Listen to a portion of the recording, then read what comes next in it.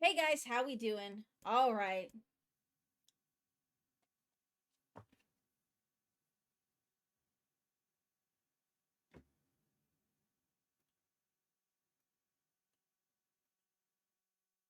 Okay, that was awkward. Should be better now. I could hear myself.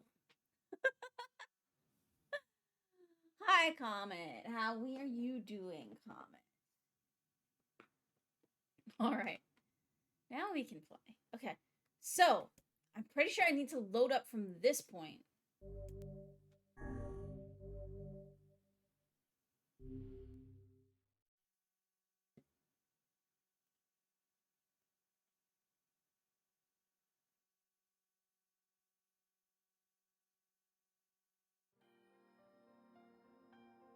Whenever I interacted with Kaine, Okay.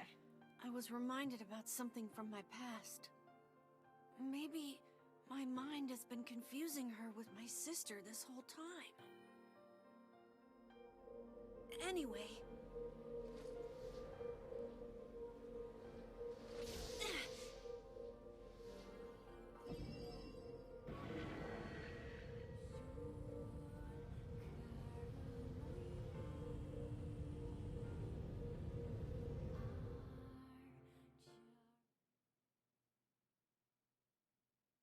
Kaine's dreams discrimination. The sound of rain filled the village. The steep cliffs that surrounded the area magnified sound, causing even the slightest drizzle to rattle like a thunderstorm. Thin wisps of smoke streamed from huts as the villagers huddled in their homes and waited out the rain. Here.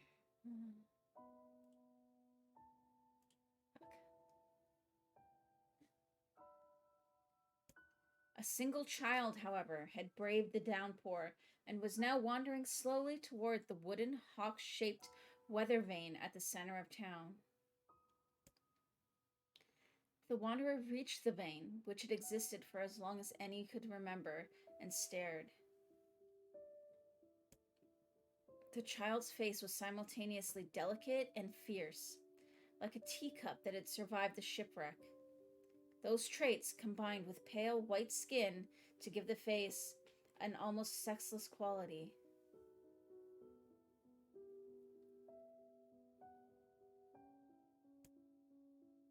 If the beak turns east, I go home.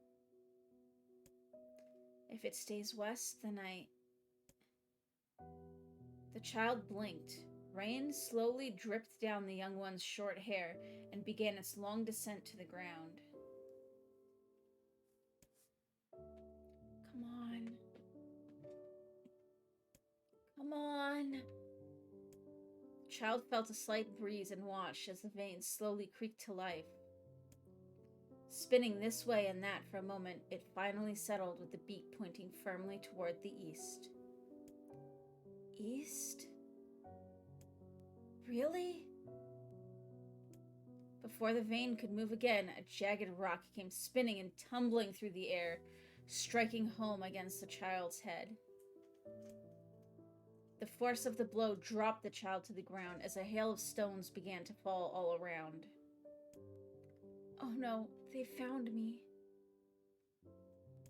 A heartbreaking smile crept across the child's face as the stones continued their assault.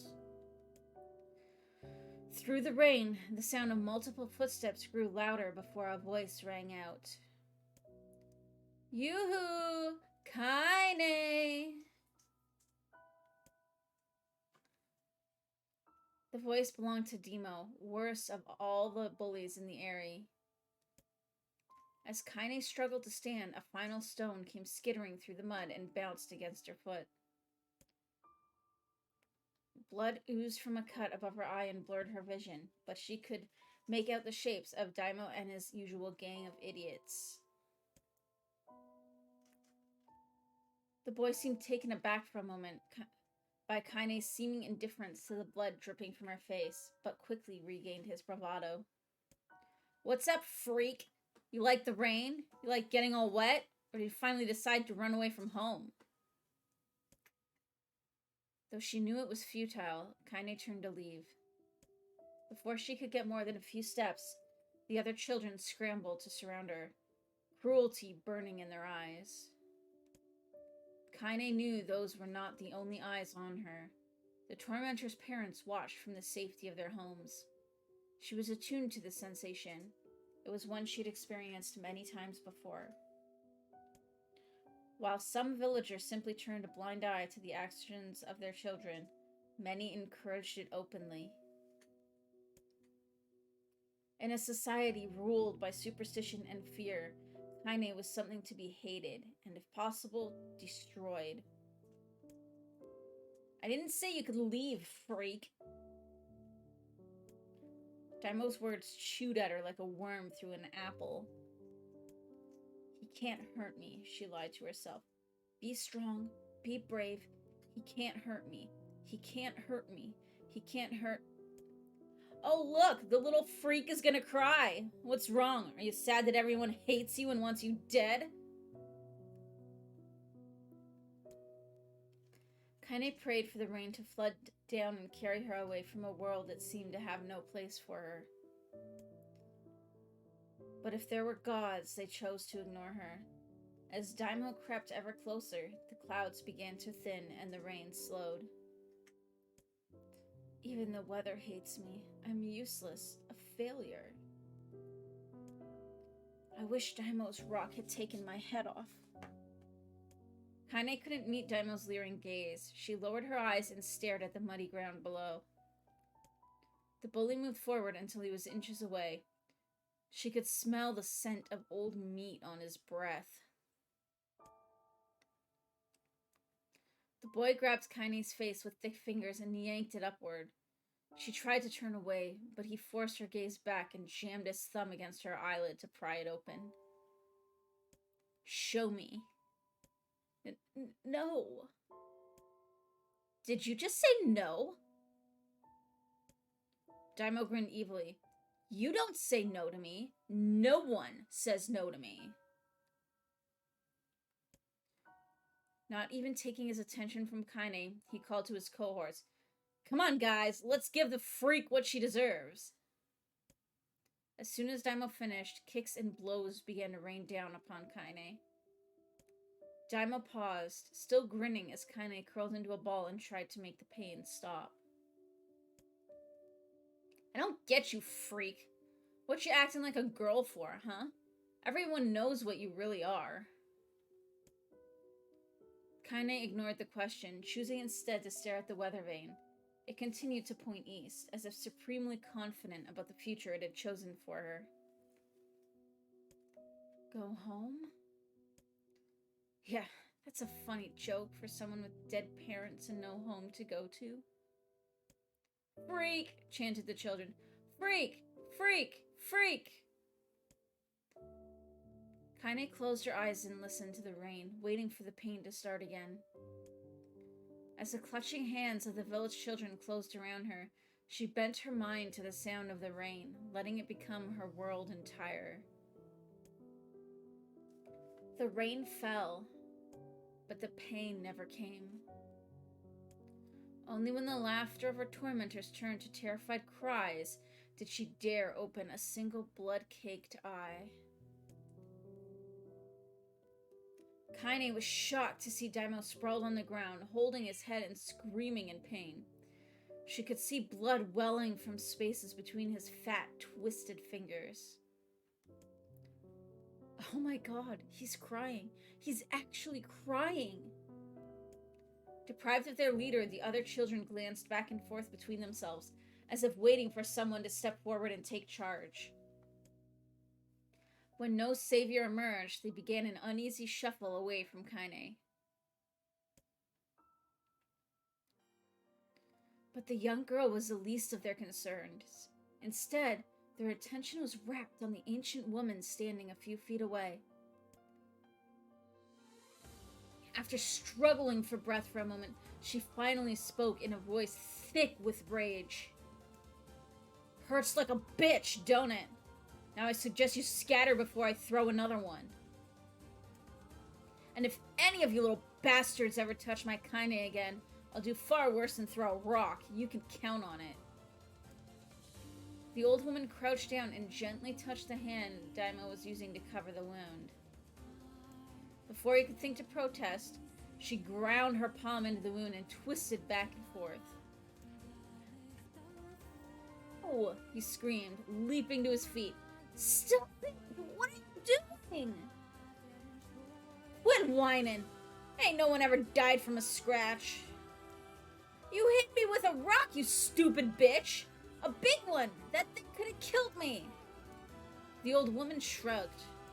"Death is the best cure for stupid." Daimo's face twisted with rage at her words.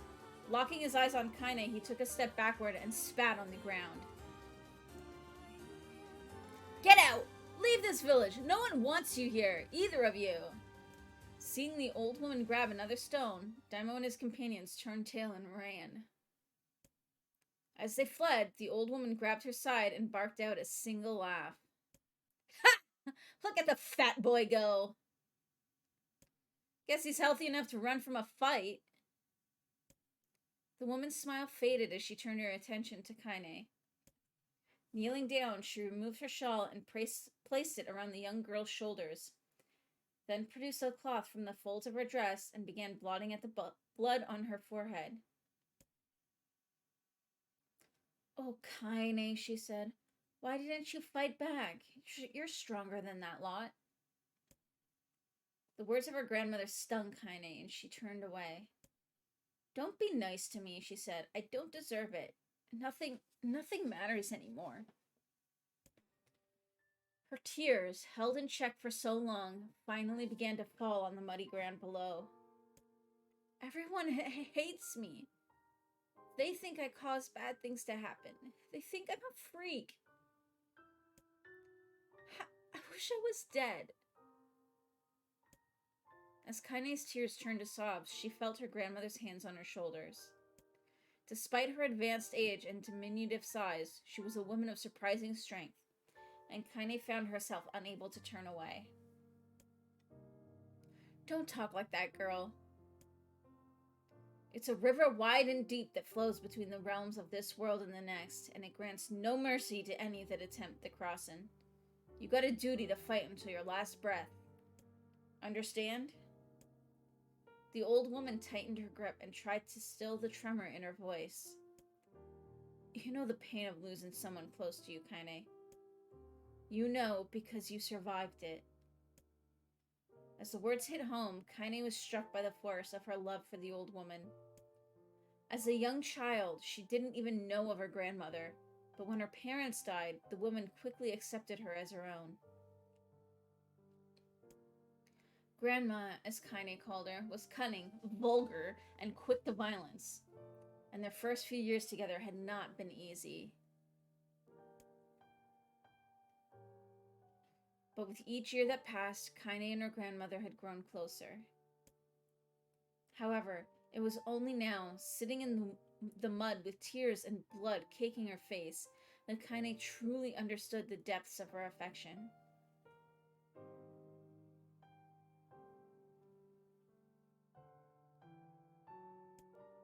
Here was a woman who had seen hard times, who had seen death, who had fought through all these things and somehow emerged on the other side. If anyone could understand Kaine's pain and loneliness, it was her.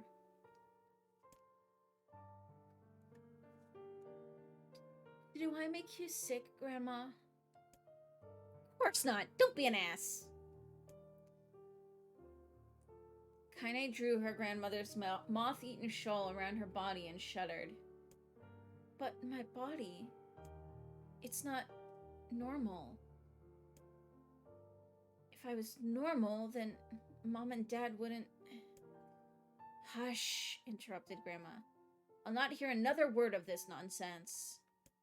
You're my granddaughter, and I love you, and if folks have a problem with that, they can just go to hell." With that, the old woman reached out and placed a wreath of dried flowers in Kaine's hair. The skill it took to bend the flowers without breaking the stems or losing a single petal was remarkable, and the beauty of it made Kaine want to cry all over again. "Oh my gosh, these are lunar tears! Grandma, you made this for me?" Lunar tears were legendary flowers. Most people could live their entire lives without ever seeing one, and yet her grandmother had somehow collected a dozen or more. Kaine reached up and touched the wreath, as if she couldn't believe it was real. Where did you find these? Just stumbled on them while I was out doing the shopping. The old woman turned away as she spoke, leading Kaine to suspect that the search had been more difficult than she was letting on. The pains she took to construct the ornament, let alone track down the flowers used in its construction, made Kaine's heart hurt. She reached up and gently adjusted the wreath, admiring the way it felt between her fingers. It didn't quite turn out right, said her grandmother as she squinted at it. These old hands have trouble with delicate work, but it sure looks good on a pretty girl like you. Kaine blushed and turned away. You think I'm pretty? Of course you are. What a fool thing to say. Thank you, Grandma. Her grandmother smiled. We're gonna be fine, you and me, she said. Long as we got each other, we'll be just fine. Kaine took her grandmother's hand in hers, and the two of them struggled to their feet. As they began the long walk home, Kaine gripped the hand with all her might, as if trying to stop smoke from drifting away on the wind. The rain had stopped. Kaine stood beneath the weather vane, watching it spin in lazy circles, no longer caring about the direction it faced when it stopped. I don't need to escape. I have a home now. Grandma loves me, and that's enough. Even if it's us against the world. Kaine let her gaze drift up past the vane and into the cloudy sky. The last faint hints of a rainbow were slowly fading. As she turned and headed for home, the light scattered into a million particles and vanished, seemingly taken away on the breeze. Kaine's dreams, daily life. In the distance, Kaine heard the steady sounds of an axe striking wood. The noise had a purposeful quality to it, as if she was hearing a master woodsman go about his work. The firewood being produced, however, was as far from a work of art as could be. Pieces of every shape and size were being flung about a barren yard with wild abandon. Anyone trying to stack such wood would probably die of frustration before the job was through. Stupid piece of shit axe! Kaine's grandmother flailed away with the axe, filling the air with both splinters of wood and words that would make the most hardened sailor blush. Grandma! Called Kaine. That you, Kaine? yelled the old woman, taking her eyes off the wood for a moment. Don't get too close, or I may take your goddamn foot off by mistake. She brought the axe down on a piece of wood, sending chips flying in every direction. One spun past Kaine close enough for her to hear the whistle, at which point she decided to step back. Once she'd scuttled to a safe distance, she cupped her hands to her mouth and shouted, Grandma! Do you need help? I can get you water or lunch or a new axe or something? The axe, poised to strike another wobbly blow, paused in midair. The old woman considered her granddaughter's offer for a moment, then smiled. Tell you what, since I'm doing such a piss-poor job of chopping, why don't you come here and take over so I can go get the water? Shades have been restless lately, and I don't want you running into one of them bastards. Relinquishing her the axe, her mother picked up a long pole with wooden buckets on either end. Gathering water was by far the more difficult of the two jobs, but Kaine knew better than to complain. Once Grandma's mind was set, there was no changing it. Kaine did her best to help with chores, but Grandma took every task that required travel to the village. Though she had a long list of plausible excuses, Kaine knew the real reason. She didn't want her granddaughter to be taunted and harassed by the villagers.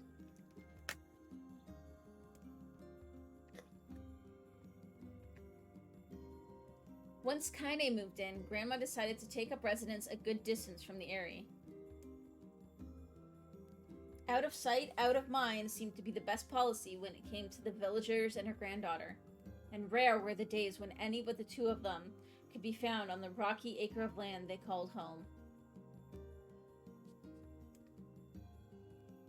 Kaine enjoyed the solitude, but harbored a secret resentment that her grandmother was forced to spend her golden years in such a place.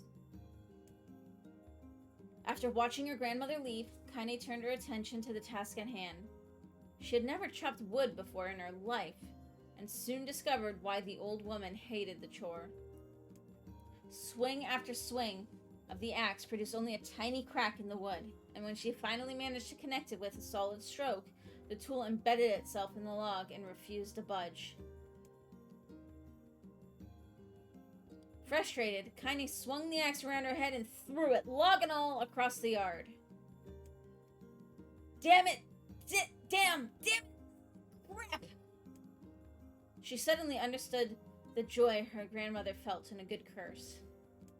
Happier now, she picked up the axe, forced it from the wood, and resumed chopping. She had a natural skill with a blade, but the task was challenging, and blisters soon began to form on her small pink hands. This is tough, and my logs are all weird sizes. Spitting on her palms and ignoring the pain, Kaine redoubled her efforts. Just as she was developing a rhythm, Grandma returned from the village. Setting down her buckets with a small sigh, she took one look at the logs and coughed out a wheezy laugh. Pretty clumsy, girl. You better practice if you... Her grandmother suddenly collapsed to her knees, causing one of the buckets to wobble precariously. Eyes wide, Kaine dropped the axe and ran to her grandmother's side. Grandma! The old woman shook her head and pointed a trembling finger at the bucket.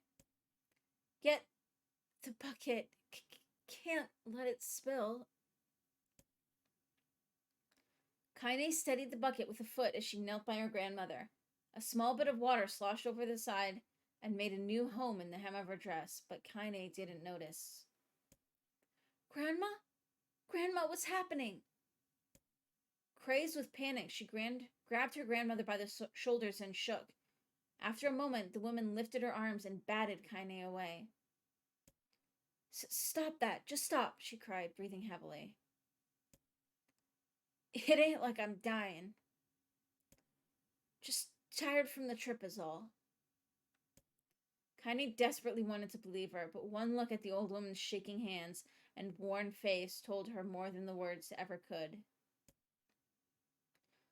Her grandmother had lived a long, hard life, and it seemed the bill was finally coming due. The time when her grandmother watched over Kaine was ending. Sooner than either of them had feared, the positions would be reversed. The next morning, Kaine came to the side of her grandmother's bed and took her wrinkled hand. Grandma, you're sick and you need medicine. I'm going to the village. The old woman shook her head and tried to rise, but Kaine gently pushed her down. It's all right, she said. I'll be fine. Her grandmother fixed her with a gaze that could melt steel. After what seemed an eternity, she finally lowered her eyes and sighed. Well, I don't like it, goddammit. But I guess I should quit being so stubborn and let you grow up. The old woman watched as Kaine strapped on her boots and made her way down the road to the village. Hours later, as an unseen sun made its way across a dark and rainy sky, she was still watching. Kaine moved at a brisk pace, checking her pockets every few minutes to make sure the money her grandmother gave her was still there. Every noise caused her to spin on her heels, making sure she wasn't being stalked by a shade. or worse, Daimo and his gang. But she encountered neither tormentors nor shades, and Kaine finally found herself at the entrance to the village. The few adults she could see glanced sideways at her, then muttered to each other behind raised hands before slinking away into the shadows.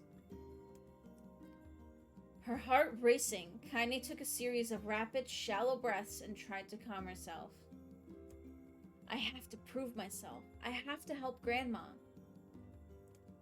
I have to be strong. She chanted those words to herself over and over as she slowly made her way.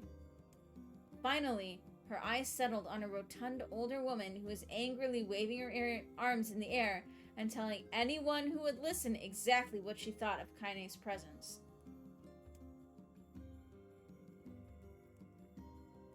"Hey, lady," said Kaine with a bravado she did not feel. "Where's the apothecary?" The woman's flabby cheeks shook in bewildered anger. "How dare this thing speak to me?" they seemed to say. But Kaine saw that her eyes held a different emotion. Fear. "Yeah, we're both scared, lady. Trust me on this one." "Which way?" Kaine repeated. The woman pointed at a small building to her right before hitching up her dress and stumbling off in the other direction. Kaine cringed, expecting a stone to come flying from the assembled crowd, but none came. Her mind was filled with a strange sense of pride as she made her way to the apothecary, but the new emotion had little time to take root, for as soon as she opened the door, she noticed a familiar customer at the counter. It was Daimo. He'd clearly been sent here on some kind of family errand because his gang of followers was nowhere to be found.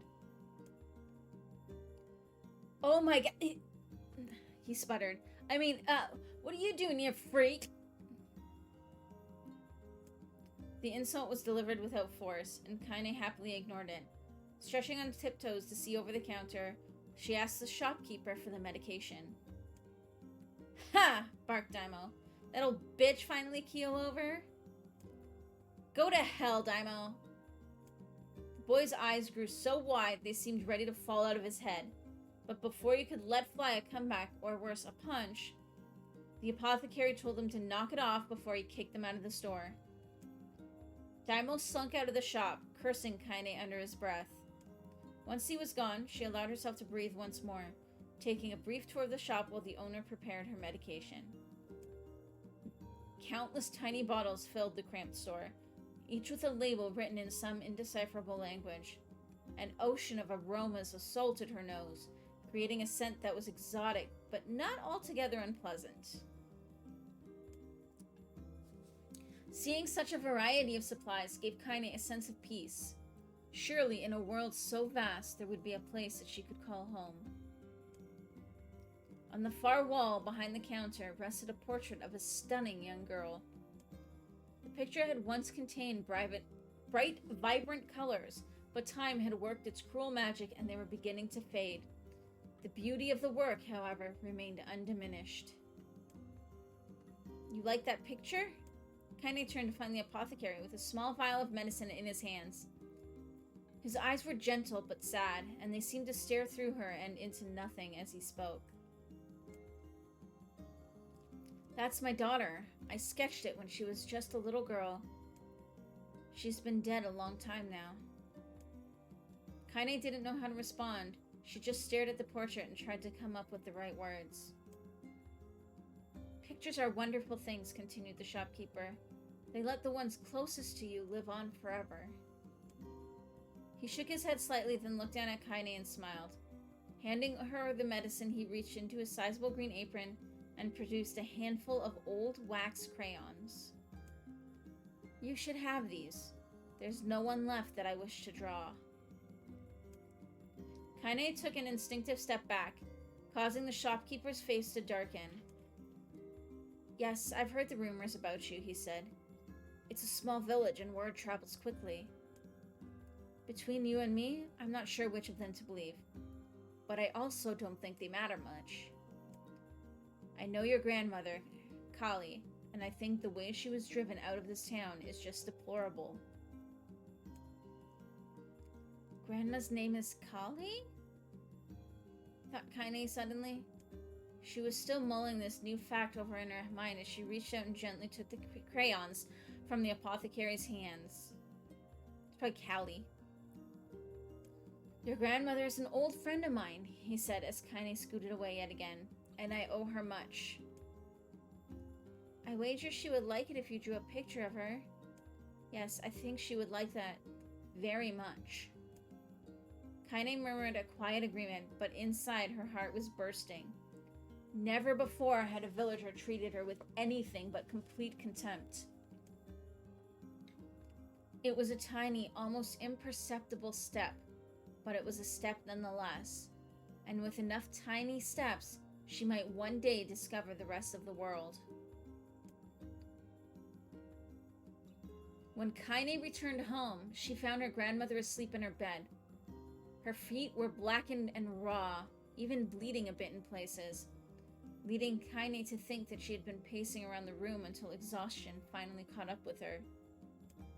She placed the medicine by her grandmother's pillow and turned to leave, but found the old woman's hand clasped around her arm.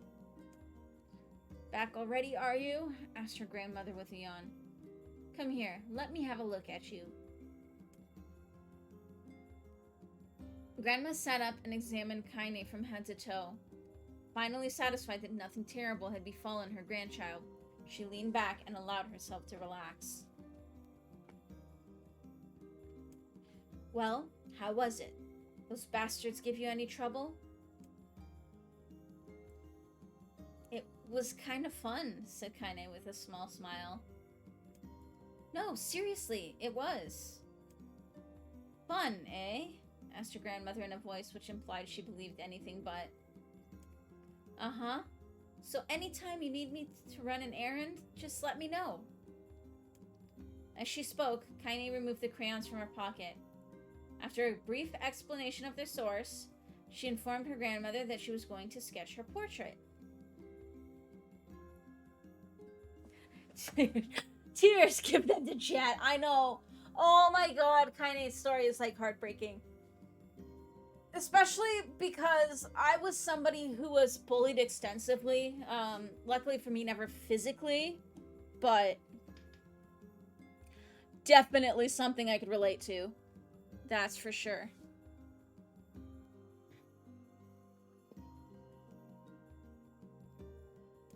A portrait of me? Ridiculous. No one wants to stare at a wrinkled old crone.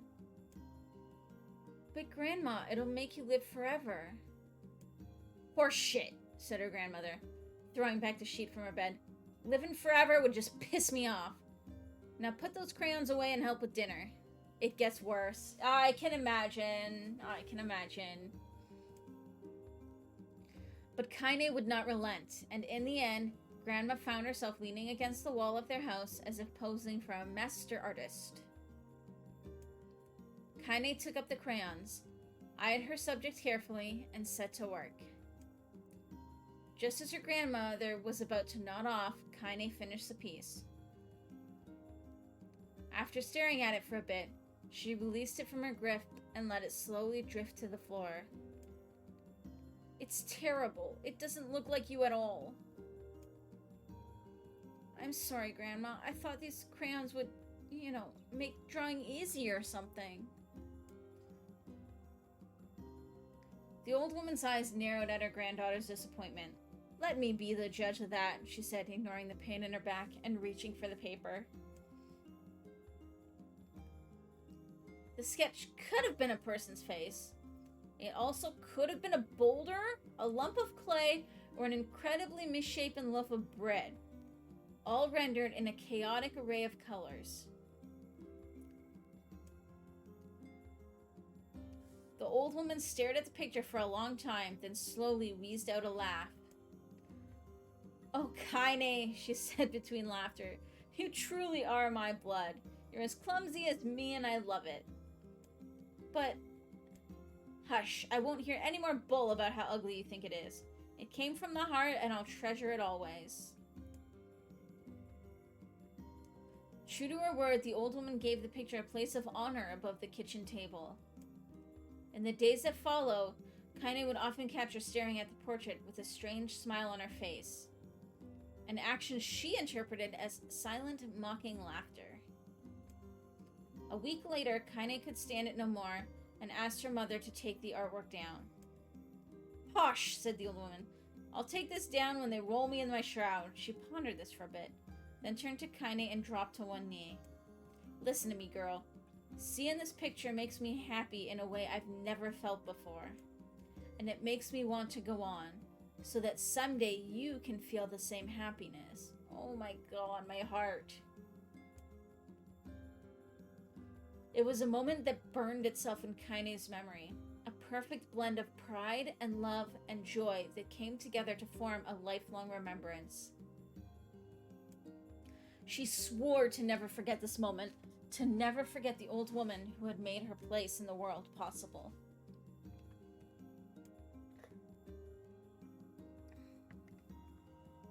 Time moves on. People and memories move in and out of a life like ghosts passing through a hall. But this moment will be different, Kaine swore, because I will remember it forever. Forever. Kaine's dreams separation. Kaine listened to the sound of crackling firewood and stared at the black object on her plate. She'd been pushing it around the wooden disc for a good 10 minutes, ignoring the bemused stare of her grandmother.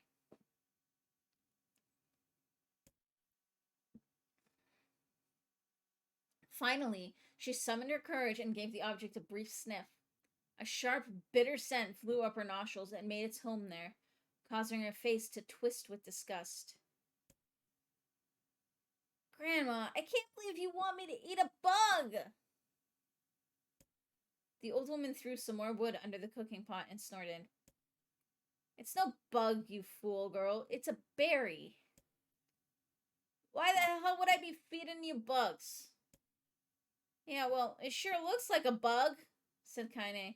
"I think it's burnt or something, because it smells terrible." With that, Kaine held her nose and threw the berry in her mouth, chewing as little as possible. "Oh yeah, that's terrible, all right." "Why, you little brat," laughed the old woman. "Look at the sass on you. You've been spending too much time with me, and that's a fact." 5 years had passed since the moment when Kaine's grandmother saved her from the bullies. As is often the way with two stubborn people, their relationship had grown in fits and starts, but moved forward all the same. Meals that used to be somber affairs were now filled with laughter and hurled abuse in equal measure. Kaine could not remember a time when she had been happier. As the years went by, Kaine started to shoulder more and more of the daily responsibilities. Her grandmother's legs grew weaker by the day, and she could no longer do many of the chores she used to take for granted. And so this morning found Kaine lacing up her work boots with a breakfast of burned berry rolling through her belly. "Where are you going today?" asked Grandma suddenly. Kaine looked up surprised. The old woman rarely asked for specifics anymore. "Well, I was going to check out the kelma trees and see if they were ripe. I thought we could make some jam or something. Oh, and I'm going to pick up some flagstones, so I need to take the wheelbarrow." "Flagstones? What in the hell for?" Kaine stared at her grandmother, then held out an arm and swept it around their home. Constructed mostly of cloth, rope, and rubble, the old place sagged like a boxer in the final round. "Grandma, a dying cat could chew through this house. I'm going to build a stone wall so we have some protection." The old woman laughed, exposing her toothless grin to the world. "God damn, girl. If a bunch of thieves want to ransack this old place, let them come. We got nothing worth stealing anyway." "I'm not worried about thieves. I'm worried about shades. People saw one west of the village yesterday." The old woman tilted her head and stared at her granddaughter. "Well, shoot. I don't know why you have to do it today. We can worry about it some other..." "Grandma, no. If I don't go to the kelma trees, we won't eat tonight. You know that." A confused expression passed across the old woman's face, and for a moment she was a small child lost at a carnival. Yes, she said after a bit. Yes, of course you're right. I'm sorry, Kaine. Lately, it seems my mind is... She didn't finish the thought. Instead, walking over to her nightstand and gently taking the wreath of lunar tears from the drawer. The flower's petals had aged to a brilliant whiteness, and Kaine thought it was more beautiful now than the day she first received it. You're going to be a true woman soon, Grandma said, as she placed the flowers in the girl's hair. So that means less chatter about shades and building defensive walls, and more talk about how beautiful you've become. Annoyed, Kaine reached up to remove the garland, but the look on her grandmother's face stopped her hand. You're a beautiful thing, said the old woman, and there ain't another like you in all the world. I'm very proud of you.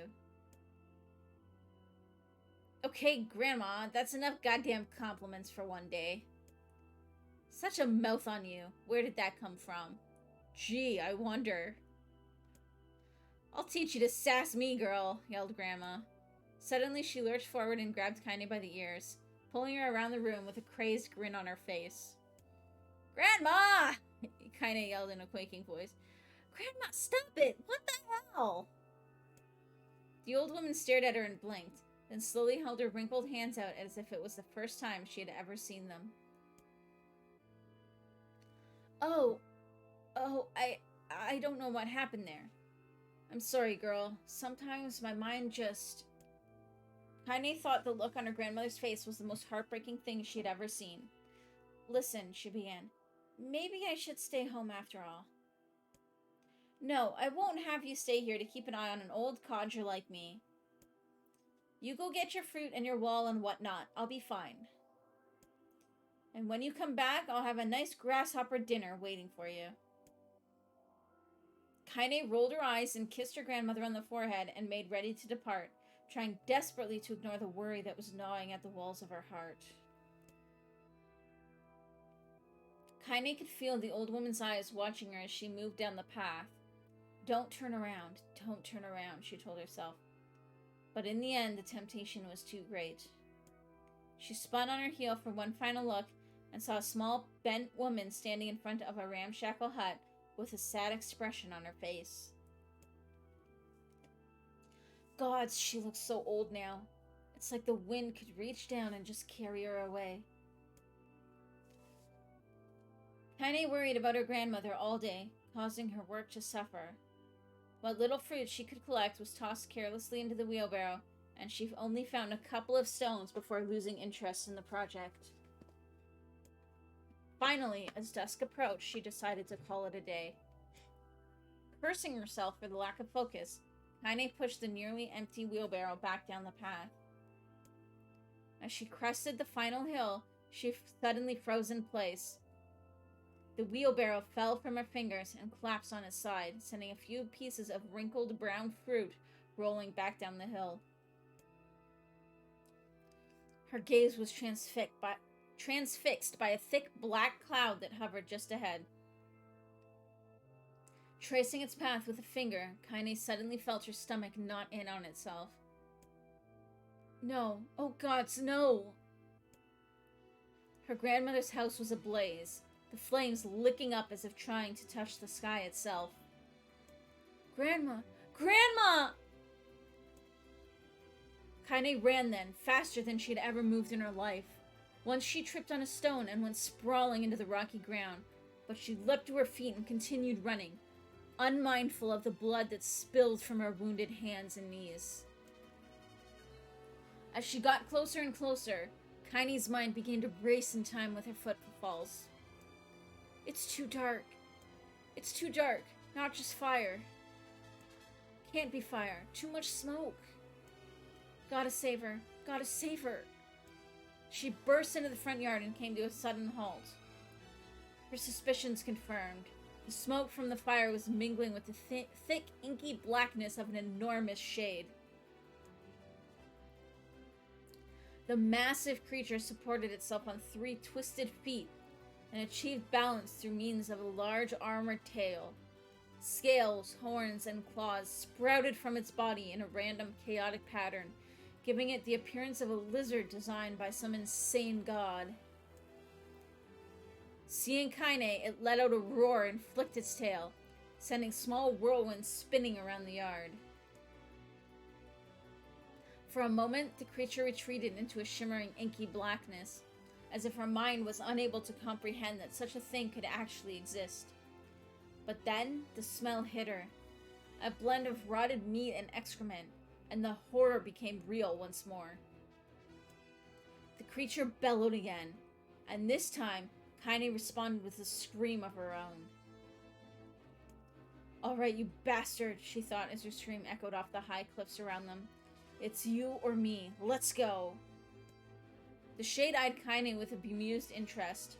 Then it began looking from her to the house and back again, as if urging her to look at the destruction it had so gleefully wrought. With dread building in her heart, Kaine glanced toward the house. Through the smoke and flames, she spotted a small figure struggling to escape the ruins. "Grandma!" At the sound of her voice, the old woman began waving frantically. "She's alive," thought Kaine. "Alive!" Kaine's legs sprang to life as she raced across the yard toward the flaming wreckage of the house. Before she could advance more than a few steps, the shade opened its mouth and let out a roar powerful enough to uproot trees and send them flying. The blast sent Kaine tumbling through the air before smashing her against the rocky earth. Stars danced in front of her eyes as she tried to remember how her legs worked. "Get up! Get up! Get up! Get up! Get up! Get up now!" As Kaine struggled to her feet, the shade stomped toward the house and pinned her grandmother to the ground with the tip of a claw. The old woman struggled to move the claw from her stomach, but she might well have been pushing a mountain. She coughed briefly, sending a small spray of blood into the air, then collapsed to the ground, her energy spent. Kaine lurched to her feet, only to fall back to the earth with a gasp. Her ankles were on fire. One or both of them were surely broken. Ignoring the pain that screamed through her body, she began dragging herself across the ground, leaving a drunken trail of dust and blood in her wake. "Grandma! Hold on! Just a little longer." Her grandmother's face was turning blue, her eyes rolling back until only the whites were exposed. Kaine pulled herself across the ground with maddening slowness, the distance seeming to increase with every second that passed. The shade glanced between the two women and flicked out its tongue, its giant mouth turning up at the corners. Short, panting breaths belched from somewhere deep inside its core. "Bastard! Laughing at us!" She had no idea how such a mindless creature could experience emotion, but there could be no doubt the shade was taking joy in their suffering. "Yeah, I see your plan." The shade moved its claw slightly, allowing Grandma to breathe again. It was clearly keeping her alive, only to snuff out her life when Kaine was close enough to touch her. "I'm gonna kill this bastard." Summoning all her strength, Kaine rose to her feet. There was a sickening snap from her right ankle as the foot twisted backward, but she forced it from her mind and began to hobble toward the monster. Pulling a small knife from the pouch at her waist, she leapt on the foot that pinned her grandmother and plunged the weapon deep. "Give her back!" she screamed. "Give her back to me!" It was like stabbing a rock. After a few swipes, the knife broke at the hilt with a dull snap. The shade panted laughter again, then raised its tail and sent it rushing through the air toward the young girl that was lashed to its foot. Kaine never had a chance. The tail struck her square in the chest and sent her crashing into the burning wreckage of the home. As she lay on the ground with blood pouring from multiple wounds, a small, weak voice spoke up. "Kaine." Kaine's vision blurred, but she forced herself to focus on the sound. Finally, her eyes cleared enough for her to make out her grandmother's hand, reaching out to her through the smoke.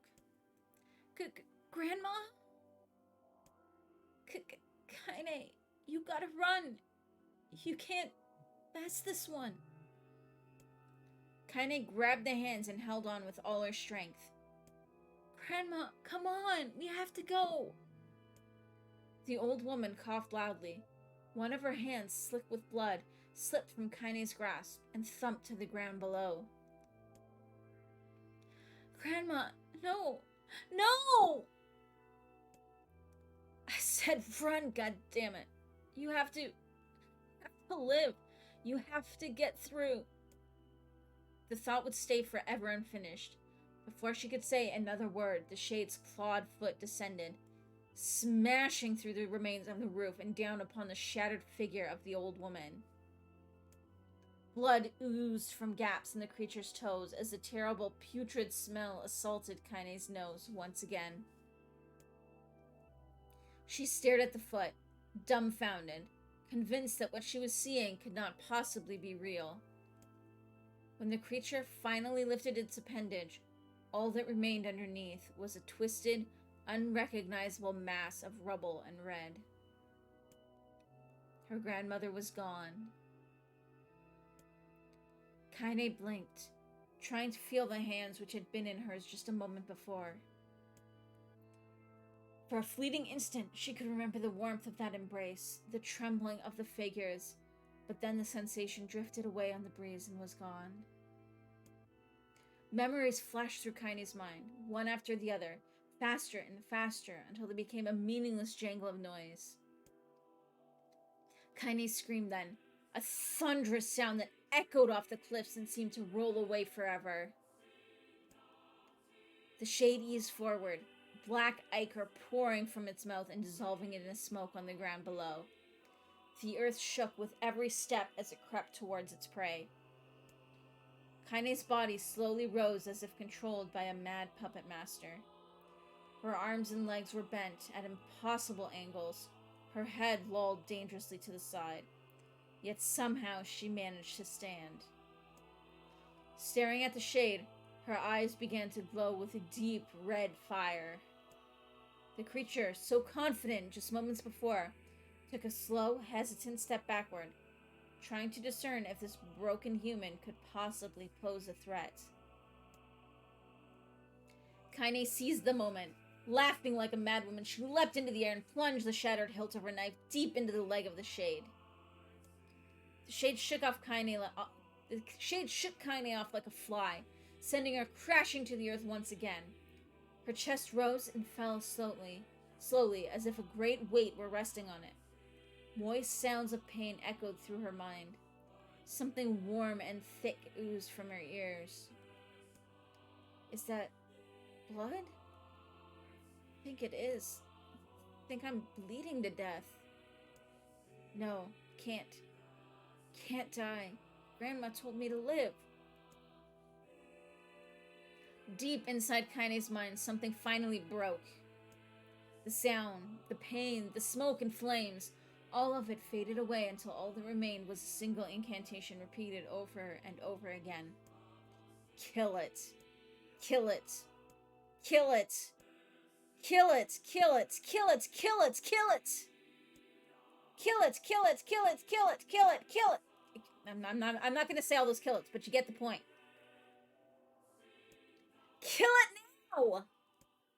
As the spark that was Kaine's slowly began to flicker and die, she felt her desire to kill and her desire to live blend into one. The distance between heartbeats grew longer and longer and longer.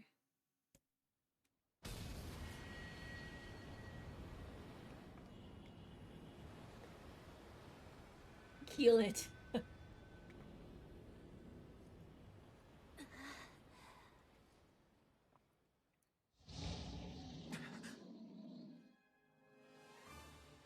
The beast approaches. Oh, I know.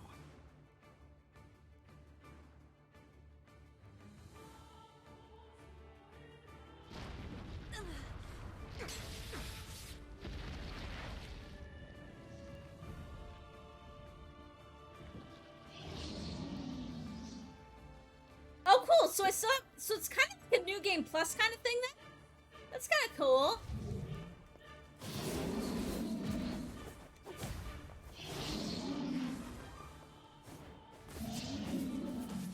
What anger this creature must have. How did it even survive these past 5 years? I'm not gonna let this happen again. It dies today. My sword feels lighter. It's not the blade, but the skill of the user. Strike it down.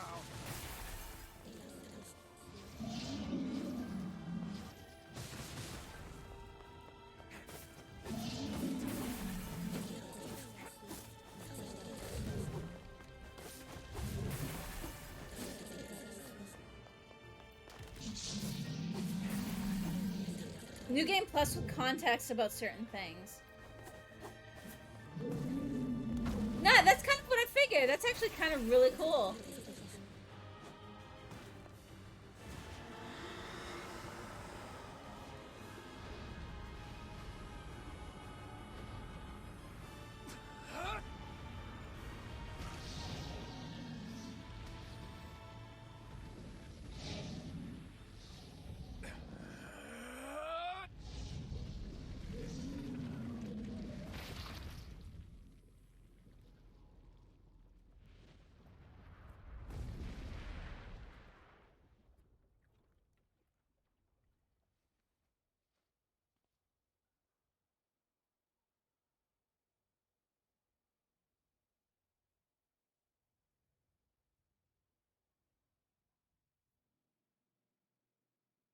Kaine's dreams encounter.